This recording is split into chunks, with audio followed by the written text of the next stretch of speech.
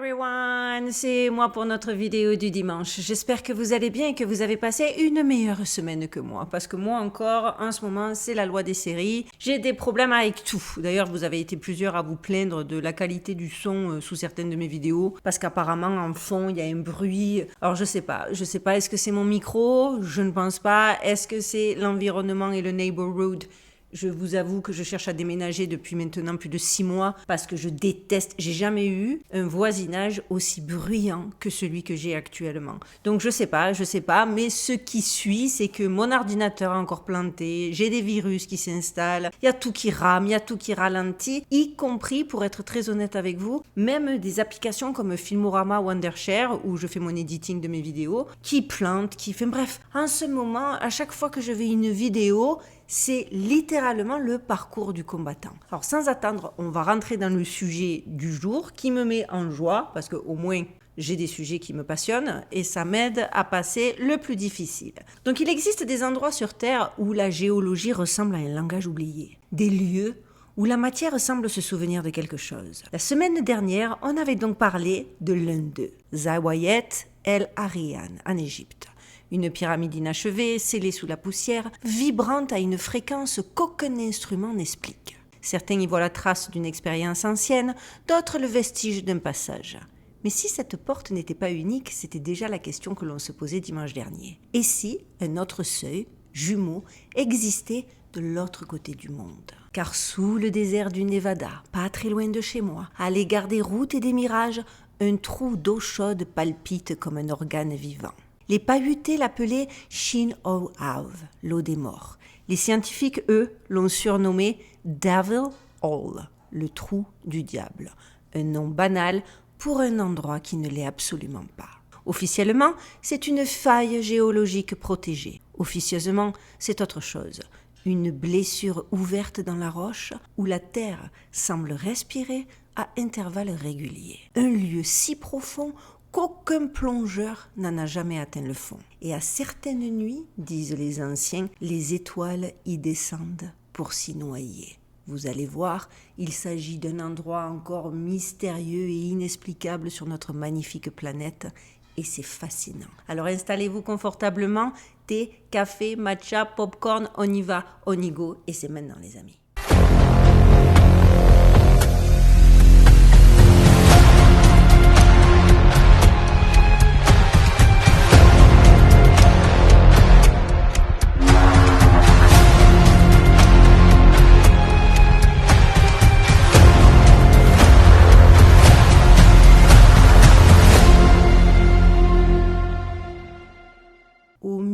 Du désert du Nevada, à l'égard des routes et des mirages, existe une faille étroite que les cartes nomment donc Devil's Hole, le trou du diable.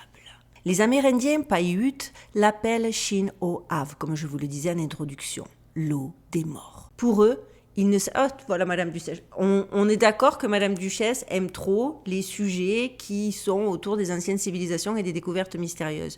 Elle nous envoie un message. Elle est fan. Elle est là à chaque fois. Alors que quand je fais des sujets d'actu, elle nous ignore.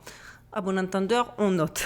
Je poursuis. Donc, pour le peuple Paiute, ce n'est pas une source, mais un passage, un seuil entre deux mondes. La surface, comme vous le voyez en photo, n'a rien d'impressionnant. Un rectangle d'eau chaude, 3 mètres sur 6, bleuté, tranquille. En dessous, 15 mètres plus bas, la roche s'ouvre sur un tunnel sombre. Aucun plongeur n'en a jamais vu le fond. Les premiers explorateurs du 19e siècle ont descendu des cordes qui se sont rompues net, comme sectionnées par quelque chose d'invisible. Ils parlaient déjà d'un lac souterrain, d'un vide sans fond. Les Paiutés racontent qu'à certaines nuits claires, des sphères descendent du ciel et plongent dans l'eau sans bruit. Pas des météores, des lumières, des visiteurs. Pour eux, Devil Hole est un œil, et cet œil regarde. Et d'ailleurs, quand on lit les descriptions des Indiens Paiutés, c'est vrai que ça ressemble beaucoup à la sphère de Bouga. Et by the way, je me suis rendu compte que la sphère de Bouga ressemble étrangement à un artefact inexplicable qui nous vient de temps reculé. Si vous voulez que je vous fasse la vidéo, notez-le en commentaire parce que ça m'a intéressé, mais comme je sais qu'il y en a qui se sont encore braqués et qui sont convaincus parce qu'ils ont regardé 2 youtubeurs qui servent le narratif officiel que c'était des scams et que c'était une arnaque, ne veulent plus en entendre parler, alors que l'affaire de Bouga, il n'y a toujours pas de consensus autour de ces orbes étranges. Bref, quoi qu'il en soit, pour vous dire que la description des Indiens ressemble trait pour trait à des orbes ou à ces fameuses sphères. Et en plus, vous allez voir aussi que c'est l'un des nombreux mystères qui entourent ce trou d'eau. Et ce, depuis bien plus longtemps que ce que l'on croit. En effet, la première fois qu'on a entendu parler de ce qui se passait d'étrange à Davy Hall, c'était en 1955. 3 amis, venus de Beatty, avaient décidé de s'y baigner au crépuscule. L'eau leur paraissait chaude, presque accueillante. 2 d'entre eux ne sont jamais remontés à la surface. Le 3e, retrouvé recroquevillé au bord du bassin, jurait qu'ils avaient été aspirés. Il parlait d'un courant descendant, d'un grondement venu du fond. L'affaire avait été à l'époque classée comme un accident. Mais pour les Paiutais, ce n'était pas un hasard. Shim O Av, disait-il, avait repris ce qui lui appartenait. 10 ans plus tard, presque jour pour jour, l'histoire recommence. Le 20 juin 1965, 2 jeunes hommes, Paul Giancontieri et David Rose, 19 et 20 ans, décident de plonger dans le gouffre. Pas de bouteilles, juste des masques, des palmes et l'arrogance de leur âge. L'eau est à 33 degrés Celsius, tiède, anormalement stable pour un bassin isolé au milieu du désert. À 15 mètres, le tunnel s'élargit. Ils rient, ils s'amusent, ils se chamaillent. Et puis tout à coup, plus rien. Les amis qui étaient avec eux partent en trompe pour essayer d'avertir les secours de la ville la plus proche. Bah oui, à l'époque, il n'y avait pas de téléphone portable. Mais le temps d'y aller, le temps de revenir, ils arrivent quasiment dans la soirée alors que le drame s'était passé au milieu de l'après-midi. Ils se mettent alors à rechercher les corps. Ils plongent d'abord à 15 mètres, puis à 50 mètres, 80 mètres, 130 mètres. Ils ne trouvent rien. L'eau devient laiteuse, trouble, presque vivante selon les témoignages des policiers. À 100 mètres, les lampes s'éteignent d'elles-mêmes. À 130, ils trouvent le corps de Paul, yeux ouverts, peau anormalement lisse. Lisse, ils ont dit comme si la peau avait été polie. Aucune trace de blessure, mais un visage figé dans une expression d'étonnement pur. Le corps de David, quant à lui, ne sera jamais retrouvé. Pendant des semaines, les recherches ont continué. Des plongeurs civils se joignent aux équipes fédérales. Plusieurs ressortent couverts de brûlures cutanées, comme si l'eau avait corrodé leur peau. Les autorités bouclent la zone, évoquant un risque chimique naturel dû à la composition du calcaire.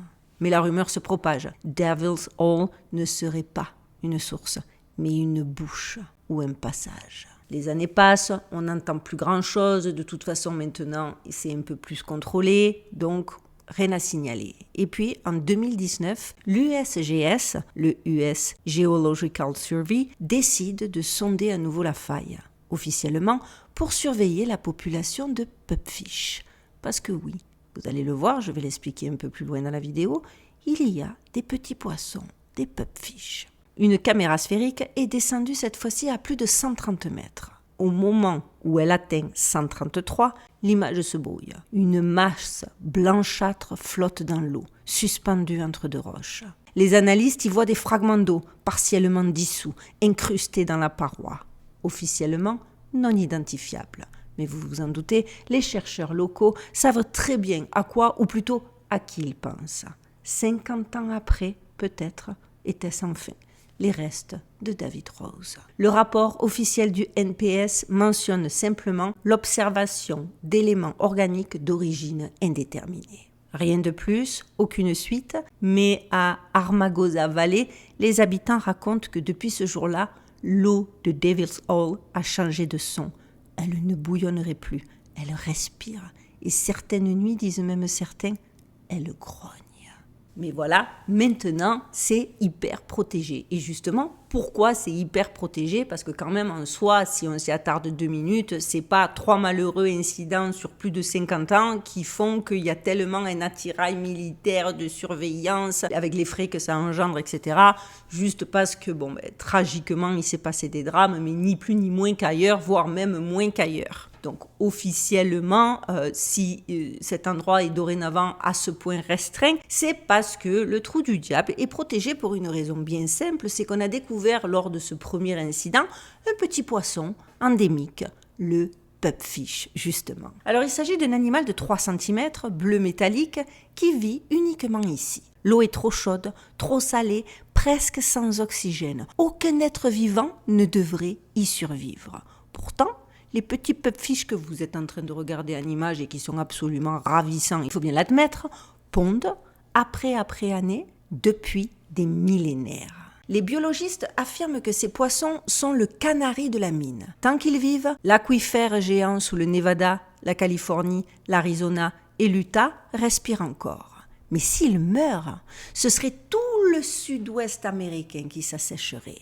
D'où les millions investis depuis donc 1967 pour protéger l'endroit, les décisions de la Cour suprême, la clôture, les caméras, l'interdiction totale d'accès. Sous la version officielle circule néanmoins une autre histoire. Une biologiste travaillant toujours sur le site aurait confié à un collègue avoir vu, un matin vers 5 heures, une lumière plongée dans le trou. Pas une lampe, quelque chose de beaucoup plus gros. Le lendemain, la ponte des petits poissons avait doublé. C'est comme, a-t-elle dit, si on les nourrissait avec de la lumière. Et ça, elle l'a simplement murmuré avant de ne plus jamais revenir sur le sujet. Mais même si elle s'est tue, certains employés de la réserve se sont mis à affirmer que certaines nuits, des véhicules banalisés franchissaient les barrières sans logo, sans plaque. Des silhouettes en combinaison noire descendent du matériel, vérifient apparemment les instruments, plongent quelques minutes et repartent avant l'aube. Personne ne sait à quel service ils appartiennent.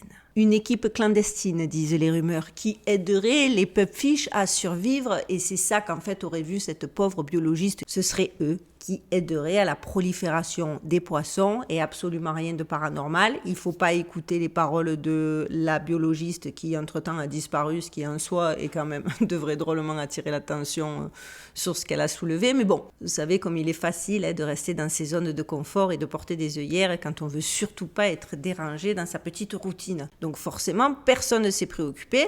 L'explication, vous inquiétez pas, rien de fou, c'est en fait une équipe spéciale qui vient aider les poissons lors de leur ponte pour être sûr que cette faune ne risque pas de décroître au risque d'être très problématique pour le Nevada et les États environnants. Je vous le dis, chaque fois qu'il y a un mystère et qu'il y a quelque chose d'inexplicable ou qu'on vous l'explique approximativement, c'est toujours les mêmes ficelles. C'est de l'anthropologie pure, c'est de l'humanisme, c'est du pur don de soi pour le bien de l'humanité. Donc tout aurait pu s'arrêter là, compte tenu que les gens l'ont cru, mais c'est à cette époque aussi qu'un nouveau nom circule à nouveau dans les cercles de plongeurs cette fois-ci. Sheik Exley, recordman mondial. Fasciné par le mystère du trou du diable, il obtient une autorisation exceptionnelle de descente en 1991. Il atteint encore une fois les 133 mètres avant de remonter précipitamment. Dans son carnet, il note « Quelque chose m'a tiré vers le bas, comme une main ». 3 mois plus tard, il meurt dans une autre plongée, en Floride. Officiellement, aucun lien. Mais pour ceux qui ont approché le gouffre, il n'y a pas de hasard. Nul ne revient indemne du trou du diable. Surtout que ce cheik, il avait déjà plongé en Floride, exactement au même endroit, et que l'incident était quasi inexplicable. Donc bon, il y a de quoi se poser des questions. Les géologues affirment que la faille descend à plus de 500 pieds et se connecte à ce qui croit être un océan souterrain. Les sismographes enregistrent des vibrations synchronisées avec des tremblements de terre à des milliers de kilomètres, comme si la caverne réagissait au mouvement de la planète. D'autres pensent que la faille réagit à quelque chose d'autre. parce qu'effectivement, ce n'est pas les dernières anomalies qu'on a pu noter dans ce coin du désert. Parce que la dernière fois que quelque chose de fou s'est passé, c'était le 20 août 1999, à 2h14 du matin exactement. Un van noir entre dans la réserve. 3 hommes descendent d'un câble d'acier portant une caméra sphérique. À 12 mètres, l'eau est trouble, les pupfish tournent en rond comme aimantés. À 60 mètres, obscurité totale, puis un flash blanc. À 132 mètres, la caméra tremble, le fil se tord. Sur l'écran, une main humaine sort de la paroi, saisit la lentille et tire. L'image s'éteint alors, le câble remonte et l'eau s'illumine d'un bleu électrique avant de redevenir opaque. L'incident, qui a été partagé par quelqu'un qui aurait travaillé là-bas sur certains réseaux sociaux et bien après qu'il se soit produit, n'a jamais été bien évidemment reconnu. Mais par contre, chose étrange, un rapport interne de l'USGS mentionne « Activité bioluminescente anormale enregistrée, cause indéterminée ». Ce qui a bien évidemment ajouté au mystère inexplicable du trou du diable. Depuis la fermeture totale du site, Devil Hall est devenu un aimant à rumeurs. Les images de surveillance sont floutées avant d'être rendues publiques et les biologistes de terrain signent des clauses de confidentialité inhabituelles. C'est pour ça qu'on a les informations au compte-gouttes, que c'est très dur de les retrouver, que généralement c'est des gens qui se cachent et qui ne sont pas très confort, qui ne sont pas très à l'aise, même des années plus tard, de partager ce qui s'est passé, ce qu'ils ont vu ou ce qu'ils ont pensé.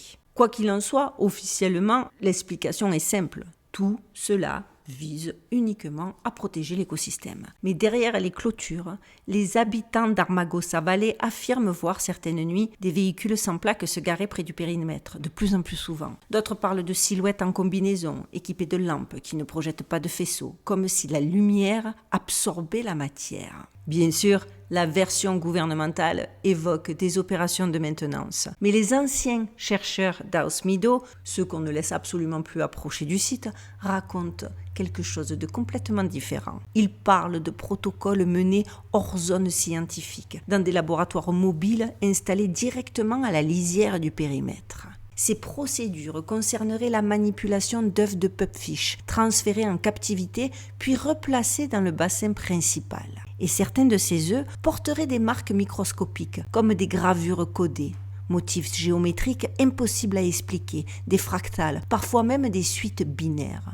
Les biologistes officiels parlent d'artefacts de minéralisation, mais d'autres, plus discrets, y voient bel et bien une signature. Parce qu'en réalité, ce qu'il faut bien comprendre, les amis, c'est que le pupfish du trou du diable est de base une énigme biologique. Il ne devrait même pas exister. Ce minuscule poisson, à peine 3 cm, bleu métallique, vit dans cette eau, je vous le disais, à plus de 33 degrés Celsius, saturé de soufre, presque dépourvu d'oxygène. Aucun autre vertébré ne peut survivre dans de telles conditions. Et pourtant, ils se reproduisent, et comme je vous le disais plus tôt dans la vidéo, depuis des millénaires. Toujours ici, dans cette fissure minérale au milieu du désert, à des centaines de kilomètres de toute autre source d'eau. Les scientifiques ne comprennent pas comment cette espèce a pu s'isoler dans un environnement aussi hostile sans disparaître. L'hypothèse la plus répandue évoque un ancien océan souterrain, vestige de la préhistoire, dont le trou du diable serait le dernier accès. Mais certains chercheurs, toujours ceux qu'on a fait taire bien évidemment, avancent une toute autre idée, que ces poissons ont été adaptés, voire assistés, qu'ils sont peut-être le résultat d'une intervention ancienne ou récente, humaine ou pas. Des créatures conçues pour survivre là où toute autre forme de vie échoue. Des témoins d'une expérience naturelle ou artificielle, comme le pensent certains. Les plus curieux ont examiné ces œufs mystérieux. Sous microscope électronique, les motifs observés ne ressemblent ni à des traces de cristallisation, ni à des structures organiques. Certains évoquent les plans d'un circuit, d'autres les sillons d'une mémoire. Comme si, dans l'ADN même du pupfish, quelqu'un avait inscrit un message. Et ça c'est étrange. Bien évidemment, l'hypothèse la plus rationnelle, celle, vous vous en doutez, que les autorités défendent, est celle d'une surveillance hydrogéologique extrême. Mais sur les forums de plongeurs, on parle de toute autre chose. Un laboratoire secret sous la faille, alimenté par des câbles venus de la zone 51 à moins de 150 km de là. Une théorie veut que les scientifiques testent des organismes capables de survivre dans des conditions extrêmes, chaleur, radiation, manque d'oxygène. Et justement, c'est là que je veux en venir. Ceux qui ont vu la vidéo la semaine dernière s'en souviennent sûrement. On avait parlé d'un autre désert, de l'autre côté du monde. Parce que oui, c'est là-bas aussi, à Zaouiet El Arian, qu'un gouffre interdit, scellé par des militaires, a des fréquences identiques à celles que l'on enregistre ici au Nevada. Comme si ces deux lieux se répondaient. Deux portes, deux continents, une même respiration. Et pour ceux qui n'ont pas encore vu cet épisode, je vous conseille d'aller y jeter un coup d'œil. Je vous mets le lien en barre de description de cette vidéo. Vous comprendrez pourquoi ce que vous allez entendre maintenant n'a rien d'un hasard. Le lien avec les pupfish est absolument évident. De minuscules poissons devenus un modèle de résistance, adaptés à une eau qui devrait tuer tout être vivant. Certains chercheurs avancent même qu'ils n'ont pas seulement évolué, je vous le disais, on les a modifiés. Et si ces mutations n'étaient pas le fruit du hasard, mais le résultat d'expériences sur le génome? Les données de suivi montrent que la ponte des pupfish augmente chaque fois que le niveau d'eau varie anormalement, souvent après un séisme lointain. Ces fluctuations enregistrées simultanément en Californie, en Alaska et parfois jusqu'au Japon laissent penser que la cavité entière réagit à la Terre comme un capteur géant. L'eau du trou du diable ne serait donc pas qu'un abri biologique, mais un système d'écoute planétaire capable de percevoir les vibrations du globe. Avouez que c'est fascinant et que quand on connaît un petit peu le système de lignes telluriques, ça a beaucoup de sens. L'histoire aurait pu s'arrêter là, dans l'ombre des laboratoires et des théories, mais dans les années 1970, un homme a ravivé le mythe. Et pas n'importe quel homme, malheureusement, Charles Manson. Avant son arrestation, il aurait séjourné plusieurs jours dans la vallée de la mort, cherchant la porte du monde intérieur. Dans ses carnets, d'ailleurs, il a décrit un trou d'eau où la lumière respire. Pour lui, c'était un sanctuaire. Il voulait y mener sa famille après l'apocalypse. Certains de ses disciples affirmaient qu'il méditait face au bassin, répétant que la surface était une membrane entre deux réalités. Cette obsession de Manson pour ce trou d'eau dans le désert n'a jamais été confirmée par les lois officielles, mais sachez qu'elle figure quand même dans plusieurs notes récemment déclassifiées du FBI. Le parallèle avec le trou du diable est troublant, même description, même localisation, même croyance à un refuge souterrain, pour que ceux qui disent que ce n'était absolument pas là que Charles Manson allait méditer, se taisent à tout jamais, parce que clairement, il ne peut pas s'agir d'un autre endroit. Ça fait quand même beaucoup de théories modernes qui fusionnent autour de ce trou du diable. Les légendes de Pahut, Charles Manson, les expériences sur les pupfish, la zone 51, les lumières, la main qui attrape la caméra, les corps qui ne sont pas retrouvés, j'en passe et des meilleurs. Certains des chercheurs de vérité parlent d'un réseau de cavernes interconnectées s'étendant sous le Nevada jusqu'au Pacifique, une sorte de matrice biologique gardée par l'État et surveillée par des programmes militaires. Les biologistes officiels, bien évidemment, quant à eux, réfutent évidemment tout lien extraterrestre, mais certains faits restent troublants. Des plongeurs ont signalé des ondes électromagnétiques perturbant leur instrument à plus de 100 mètres de profondeur. Des caméras thermiques ont enregistré des zones d'eau plus chaudes que d'autres, comme si une source d'énergie interne réchauffait localement la faille. Et à chaque nouvelle tentative de descente, une interdiction tombe. Un document interne du National Park Service évoque un incident en 2002. Un courant descendant imprévisible aurait failli aspirer un robot sous-marin expérimental. Le rapport parle d'un mouvement en spirale et d'une pression ascendante disproportionnée. En d'autres termes, vous l'avez compris, quelque chose bouge clairement là-dessous. Beaucoup de questions pour très peu de réponses, vous vous en doutez. Aujourd'hui, le trou du diable est une forteresse naturelle, close, surveillée, muette. Officiellement donc un sanctuaire biologique. En réalité, peut-être une porte, comme la cuve de la pyramide, rappelez-vous. Il y a une semaine, on observait un œil de pierre figé dans le désert d'Égypte. Aujourd'hui, c'est un œil d'eau qui respire dans celui du Nevada. Deux miroirs, deux continents, deux battements de même cœur. Certains chercheurs indépendants parlent d'un axe invisible reliant les anciens temples d'eau du monde, comme Zaouiet El Arian, avec sa cuve, dont on n'arrivait pas à trouver, dont aucun scientifique officiel n'a trouvé l'intérêt ni l'utilité, avec donc Tia Yunako, Baalbek et le trou du diable. Parce que toutes portent la même signature. Une cavité sous pression, une onde à 17 Hz et un symbole récurrent, un œil ouvert. L'œil de la cuve, l'œil de l'eau. Et pour les autres, dites-moi si vous voulez que je vous en fasse des sujets, parce que autour de Tiahuanaco et de Baalbek, c'est fascinant aussi. Comme si, sous la croûte, une mémoire circulait d'un monde à l'autre, une matrice minérale où la conscience de la Terre se mêle à ceux qui l'habitent. Les légendes pahutes disaient que les étoiles tombaient dans le bassin du trou du diable pour rejoindre les esprits du monde d'en dessous, de la même façon que les Égyptiens, même s'ils le disaient autrement, avec d'autres métaphores. Mais au final, eux parlent tous de la même chose. Les chercheurs modernes disent que les séismes déclenchent les ondes qui font frémir la surface. Quoi qu'il en soit, entre les deux, il y a peut-être, certainement la vérité, celle d'une intelligence qui observe depuis l'intérieur. Car dans le trou du diable, rien n'est vraiment mort, étant donné que l'eau respire. Les poissons pondent dans l'impossible et parfois, à l'aube, la lumière s'allume toute seule. Clairement, de quoi se dire sans rougir qu'il ne s'agit pas seulement d'un trou d'eau.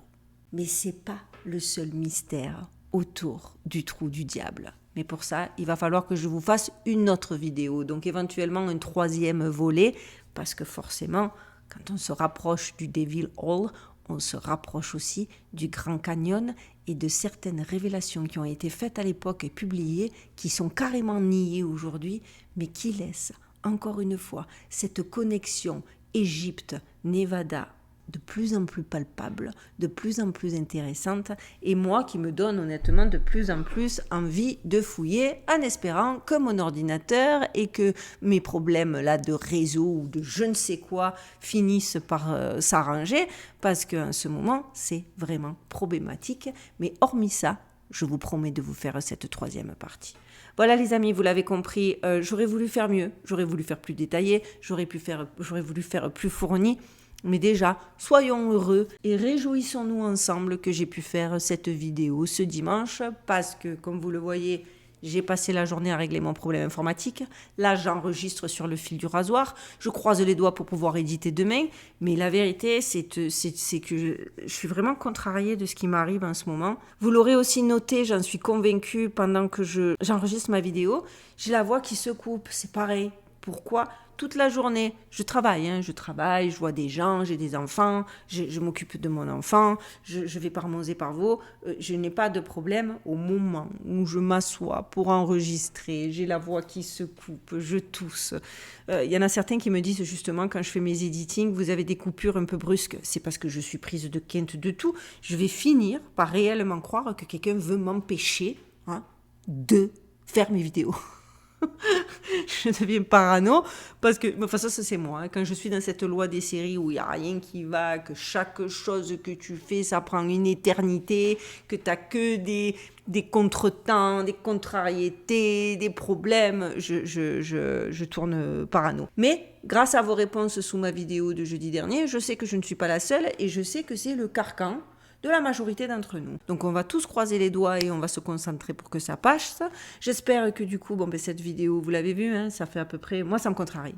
Mais là ça fait à peu près quelques semaines que j'arrive pas à faire exactement ce que je veux avec mes vidéos, donc je suis un petit peu contrariée. Mais bon, vous en conviendrez, au moins je suis là, au moins on reste connecté et au moins on continue de creuser, peu importe les obstacles sur notre route. Parce que oui, quand moi je vois des pierres, je pourrais construire des murs, mais j'ai décidé de construire des ponts.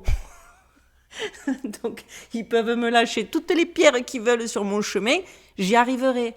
Je lâche rien, vous le savez, on lâche rien, on est des guerriers nous. La fille s'automotive.